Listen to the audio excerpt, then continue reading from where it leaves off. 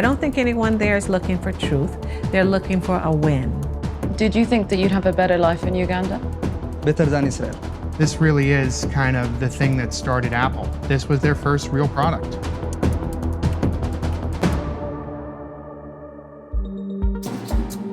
Sweden's prime minister will have to step down after losing a vote of no confidence, less than 3 weeks after elections left the country with a hung parliament. Now, the Speaker of the House needs to find someone who can form a majority government. Both the center-left and center-right blocs have ruled out dealing with the far-right Sweden Democrats, an anti-immigrant party with white nationalist roots that's been gaining seats and is threatening to block any government that doesn't give them a voice.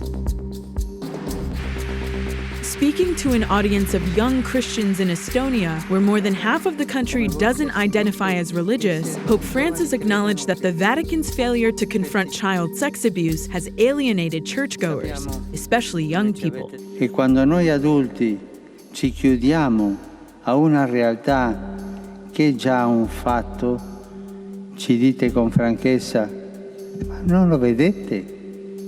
Non vi accorgete che nessuno vi ascolta più?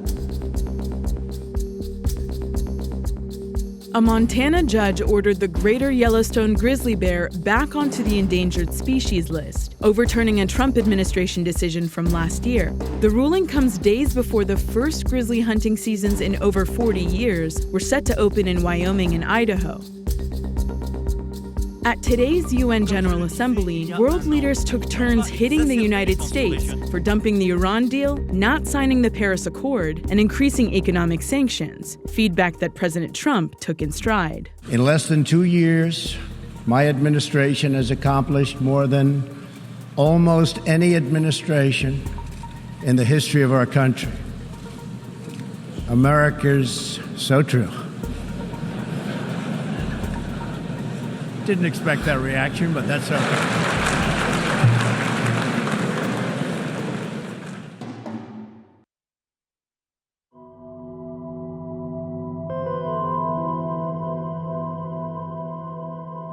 I think it's horrible what the Democrats have done. It's a con game they're playing.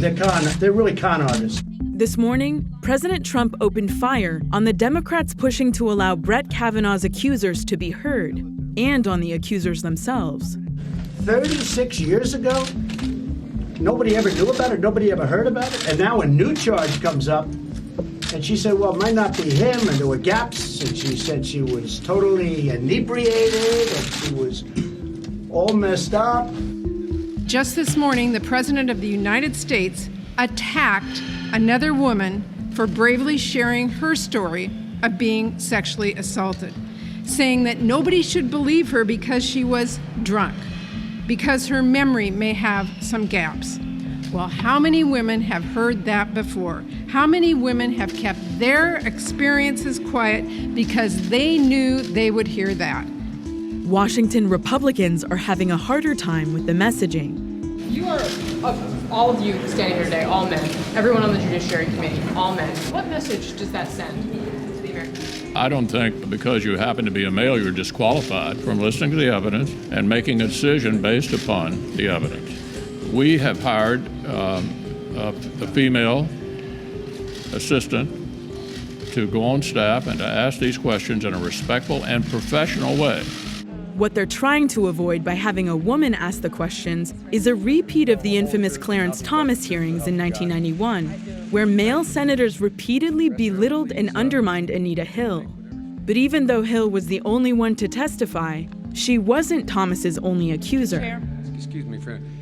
My name is Angela Wright. I was Clarence Thomas's Director of Public Affairs for 1 year, from 1983 to 1984. There's not a particular point where I started to feel uncomfortable with him. I found him to be a man who was angry and constantly said disparaging things about people. He said nasty things about women, often commenting on their bodies. He would often comment on my body, the shape or the size of my breasts, and he constantly asked me for dates. And I really just ignored him because I thought he was just pretty crass. I never walked around feeling like a victim, like, oh my God, somebody help me. It was To me, I worked on Capitol Hill in Washington politics for 12 years, and that was not unusual behavior. That was pervasive behavior on Capitol Hill. Watching Anita Hill testify, I was struck by her grace and her dignity under circumstances that were abominable. I felt I had a duty to report. Listening to her tell her story just made me want to defend her. When I was asked by a representative of this committee to report my experience, I felt that I had to tell the truth. I could not keep silent. She was treated horribly. She was called all kinds of names and challenged. In trying to determine whether you are telling falsehoods or not, are you a scorned woman? I just simply felt that she needed someone to come to her defense who knew that what she was saying was the truth. Ultimately, I think they didn't want me to testify because they didn't want anybody to corroborate Professor Hill's side of the story and thereby make his ascension to the court easy and non-controversial. I, Clarence Thomas, do solemnly swear. The only thing that mattered to me was that they subpoenaed me to come to Washington, held me in abeyance while they attempted to crucify my character and did not give me the opportunity to respond to the allegations against me.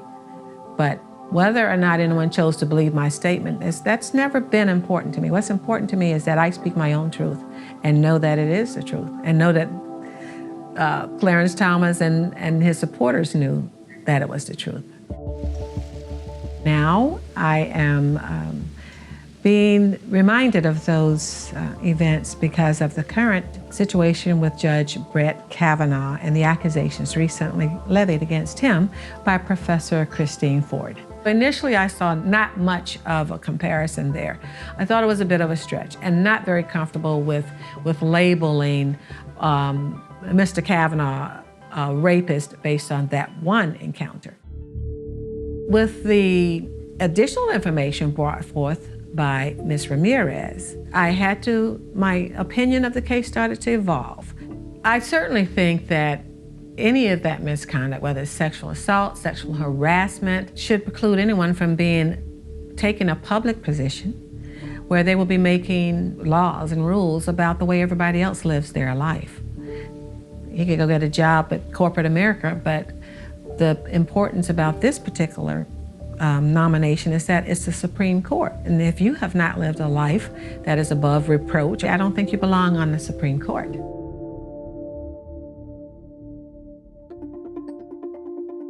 The question of whether Kavanaugh has the character to serve on the Supreme Court is what Democrats want Thursday's hearing to be about. The Republican leadership, it looks like they're planning to push ahead regardless. The Judiciary Committee has scheduled a vote on Kavanaugh for the next morning. We're going to be moving forward. I'm confident we're going to win.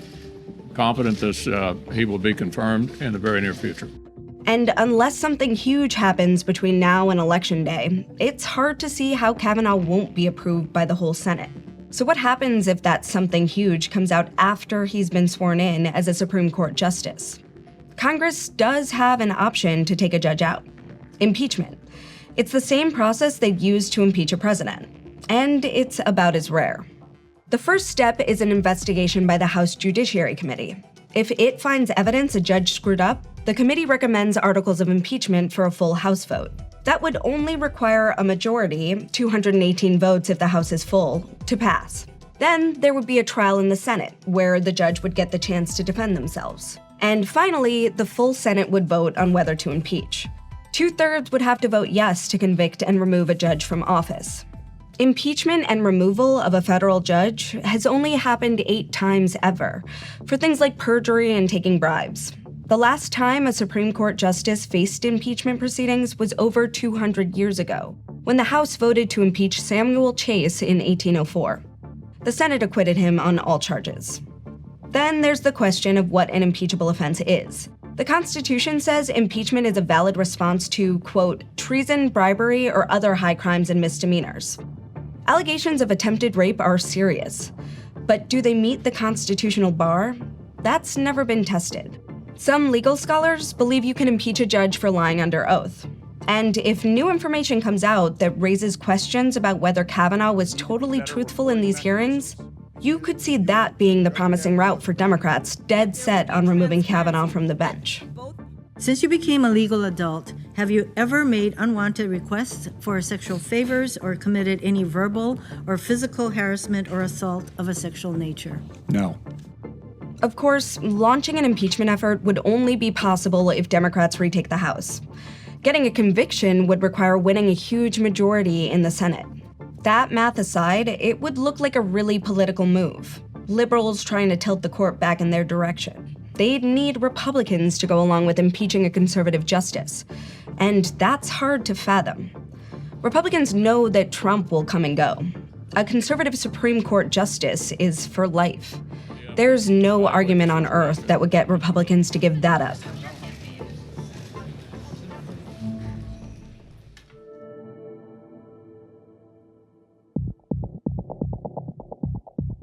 On Tuesday, Bill Cosby was sentenced to 3 to 10 years in prison for drugging and sexually assaulting a woman 14 years ago. Cosby is the first offender of the Me Too era to actually go to prison. But hundreds of people, including powerful and influential figures in media, politics, and entertainment, and including people at Vice Media itself, have been publicly accused of sexual misconduct as a result of Me Too. Some Me Too cases have involved a single accuser. Others have involved dozens. And the movement has targeted a wide range of misconduct, from inappropriate comments to unwanted touching to outright sexual assault. The range of consequences for alleged offenders has been similarly broad, including social isolation, legal action, and now jail time. In some cases, nothing happened as a result of the allegations. But for many others, the repercussions were more serious. Some men rushed into self-inflicted exile, quitting their professions before any investigation into their behavior could be completed. Arizona Congressman Trent Franks, for instance, quickly resigned after one of his staffers said he had offered her $5 million to be a surrogate mother. Others have been fired or lost major business. Matt Lauer lost his job at The Today Show. Kevin Spacey was fired from House of Cards and saw his role in the movie All the Money in the World literally erased. On top of losing their jobs, some of the accused are facing major civil lawsuits. After losing his job as chairman and CEO of Wynn Resorts, casino mogul Steve Wynn is being sued by 2 massage therapists who say he coerced them into sex and threatened them with large security dogs. And Charlie Rose is still facing a lawsuit from 3 junior employees who accuse him of, quote, blatant and repeated sexual harassment. Police have gotten involved in a small number of Me Too cases. A special prosecutor is investigating former New York Attorney General Eric Schneiderman for abusing women he was romantically involved with. The investigation is ongoing. Finally, there are those men who have been actually charged or convicted of crimes. That list is very short, but it does include Cosby and the man whose crimes inspired the creation of Me Too, Harvey Weinstein. More than 30 women have accused Weinstein of sexual misconduct, including rape. He has been indicted on 6 charges involving 3 different women, including 2 counts of rape and 2 counts of predatory sexual assault. He's pled not guilty to all counts.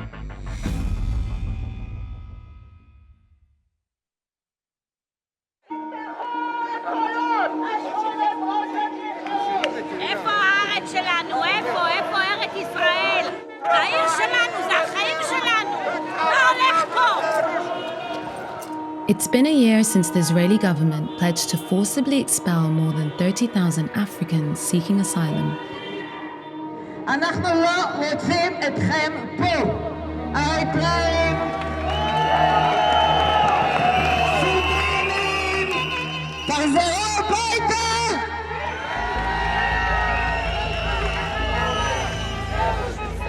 Migrants, most fleeing war in Sudan or lifelong military service in Eritrea, began coming over the border with Egypt about 12 years ago. Many live here in South Tel Aviv.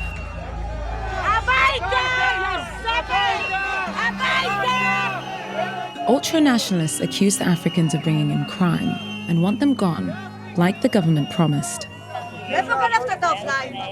אימא'לה, הצבע שלו מפחיד אותי. היא לא אספיק עברית. לא אספיק, בואי רגע. לא. תשמע מה שאני אומרת לך, תחזור על come back to your country. תראי את הצערות שלו, מלא חיידקים. ההורים שלי בנו פה מדינה, לא לך! בא לי להרוג אותו. אתה מפגר, נכון? תקפיץ? די, חלאס, די, קח אותה, די. יש גבול. Forcibly deporting people isn't that easy. The 1951 Refugee Convention requires Israel to shelter people whose lives are threatened at home. They tried to reach a deal with the UN, but it fell apart in April because Israel's right wing didn't like the idea of keeping half the refugees. Where they have had success, pressuring people to go on their own. Since 2012, Israel threatened people with detention if they didn't take their offer. $3,500 and a ticket to a country they may have never been to. Jacob Berry was a student in Tel Aviv 3 years ago, when Israel gave him that choice.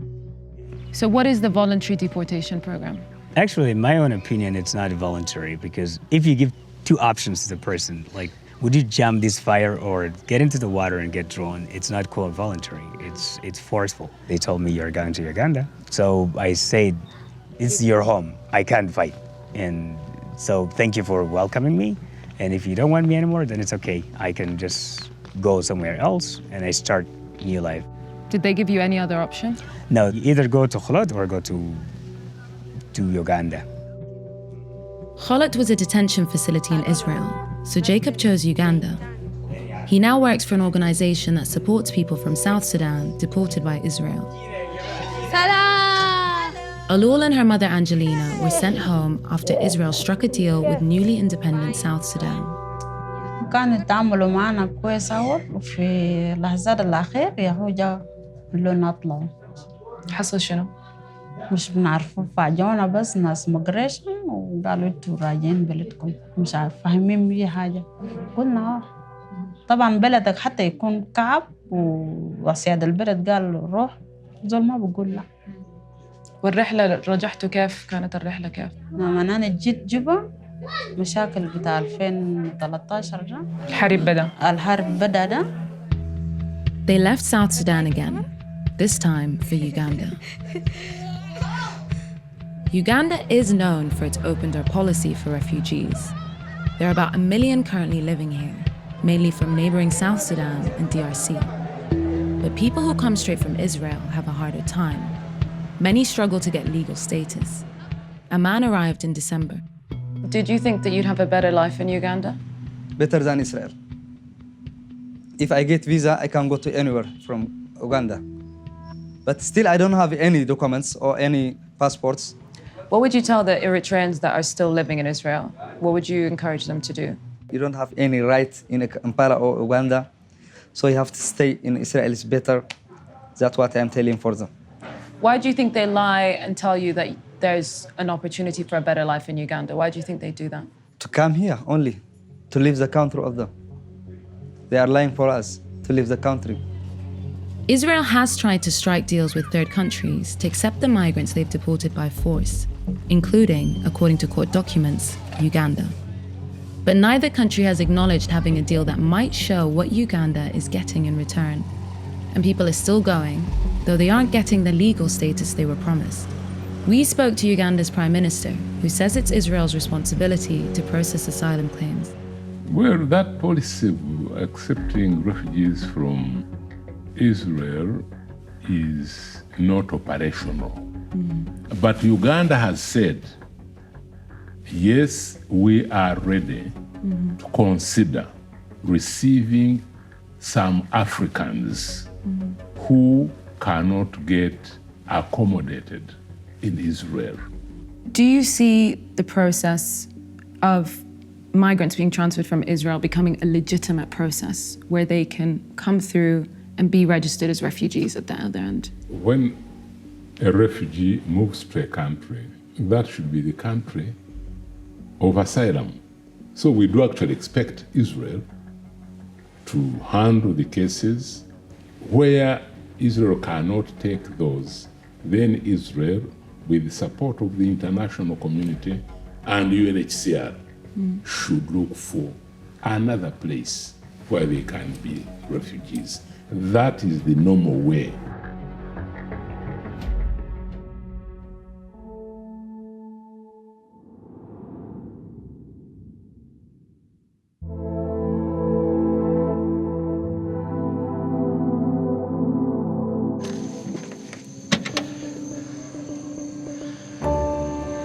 With the rain, it's always very nerve-wracking for me and my insurance guy to take these things out. Man. Every once in a while, you think, oh my goodness, in the back of my car, I've got something that might be worth $1 million. This is the first Apple One we've ever auctioned. So one of the things you gotta do as an auction house in your due diligence is to find out if it's authentic, find out if it works. Corey Cohen is the expert you have to seek out. He is the specialist when it comes to Apple Ones. Yeah,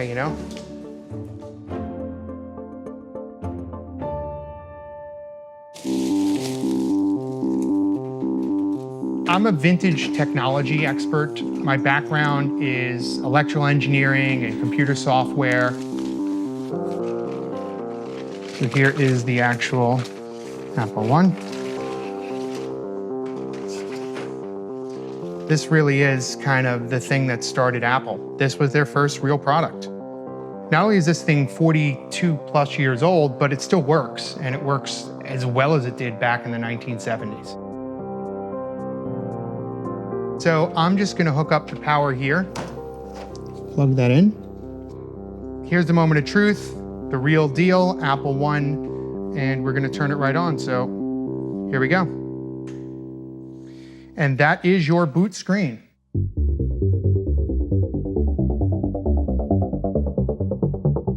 An Apple One without modifying was used primarily to play games. To be honest, just like today, games back then drove what you could get out of a home computer. There are only about 200 Apple Ones that were ever produced. 175 were sold. Of the 175 that were sold, we think a little bit over 60 are still surviving. Apple One computers are kind of ranked from 1 to 10. 10 being something that just came out of the box in 1976. We've never seen a number 10. We have seen a number 9.5. Now this is an 8.5. The 9.5 was sold for nearly $900,000+. This particular board is really valuable because it isn't modified. It has all the original pieces here. All the major components are original, like these capacitors. Simply replacing just this component here could impact the value of at least $100,000 or more. The person who purchases this Apple, they won't use it every day. You can't kind of go out and say, let me play Fortnite on this thing. They'll turn it on special occasions. They'll bring their friends over. They want to show kind of the coolness of this is where Apple got started. You keep seeing me kind of look at this thing with loving eyes. Then again, I think if I had a Ferrari, I'd probably do the same thing. You're holding the piece that made Apple what Apple is today. You didn't have to tinker with it to get it to go. That attitude is still there today. It's kind of so cool, it just connecting to history.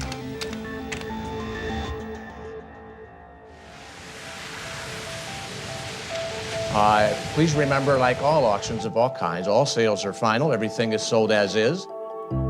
Because the Apple One is such a valuable item, we've got registrations from all over the world. We've got people on the phones calling in. We've got people bidding on Invaluable that I know are in Russia and China. So we have no idea, we have really no idea who's going to win this or if they're going to be in the room or not. The invaluable Apple One, the computer that started it all. The bidding starts at $200,000. Make it $210,000. $260? I do. Looking for $270. Thank you. And $280 bid. Make it $290,000. I have $300,000. $300,000. Now $310. Going once. Last call at $310. Sold $300,000 through invaluable.com. Thank you. I'm not allowed to tell you who won the Apple One, but it's a gentleman from the United States, and I'm sure he's thrilled to have it. There's so many electronics computers out there, but there's only one Apple One. So, these have value. And so if you've got one in the garage and you see us in the media, please call us.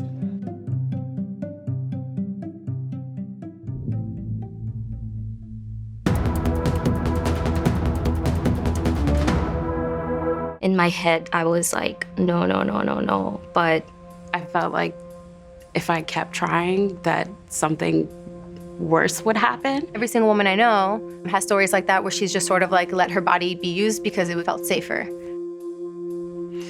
I remember when I was about 18 and there was this guy who was a friend of mine. We'd been drinking a lot, and it wasn't until I kind of turned around and saw him naked and he started taking my clothes off that I realized that not a tiny part of me wanted to do that. It's only really now that this moment of cultural reckoning has come about that I think so many of us are thinking about our own sexual encounters. I thought, it's a good time to explore what consent really means.